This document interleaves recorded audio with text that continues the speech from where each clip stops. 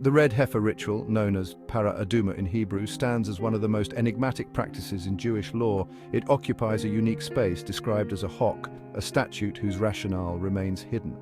This ritual revolves around the ashes of a perfectly red heifer, unblemished and untouched by work.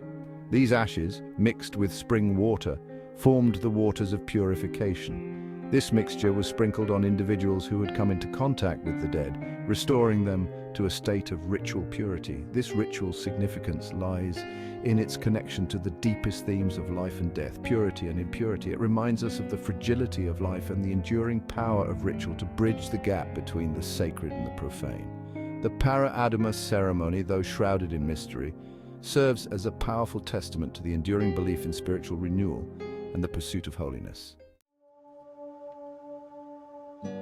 Central to the red heifer controversy is the concept of Tvul Yom. This term refers to an individual who has immersed in a mikveh, a ritual bath for purification, but has yet to reach nightfall. This liminal state caught between impurity and complete purity became a point of contention between the Sadducees and traditional Jewish understanding. The Sadducees, known for their literal interpretation of the Torah, clashed with the traditional view rooted in the oral law received by Moses at Sinai. The Tvul Yom status, although attaining a degree of purity, still carried certain restrictions. The debate centered on whether someone in this state could participate in the red heifer ritual, particularly in handling the purifying ashes. This seemingly technical detail opened a window into a much broader debate about the sources of Jewish law and the role of tradition in understanding divine commandments, as well as an ethical and ideological lesson in the balance between stringency and leniency and the importance of flexibility and wisdom.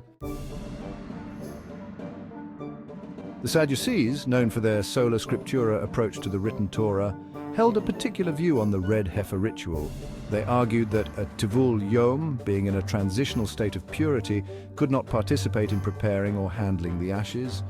Their reasoning stemmed from a literal reading of the biblical verses, emphasizing the need for absolute purity in carrying out this sacred act. The Sadducees rejected the oral law, the body of tradition passed down alongside the written Torah. This stance reflects the Sadducees' heretical approach to Jewish law, prioritizing the literal text over rabbinic interpretation. They believed that the written word held the sole and definitive meaning of God's commandments. However, this often led them to invent their own ideas of how to follow Torah. This approach brought them into direct conflict with the sages, scribes, and Pharisees, the precursors to rabbinic Judaism, who emphasized the inseparable connection between the written and oral Torah.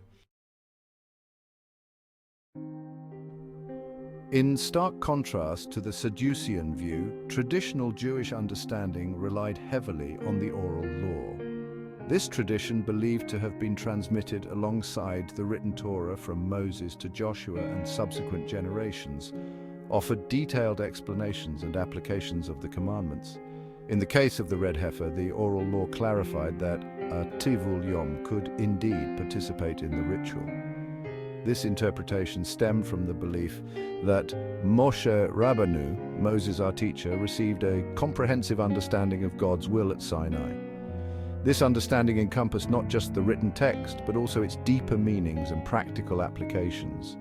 The oral law, passed down through generations of sages, served as the living embodiment of this tradition, ensuring the continued relevance and vitality of the Torah in everyday life. The great medieval scholar Maimonides, in his Mishneh Torah, sheds light on how the Second Temple court navigated this controversy.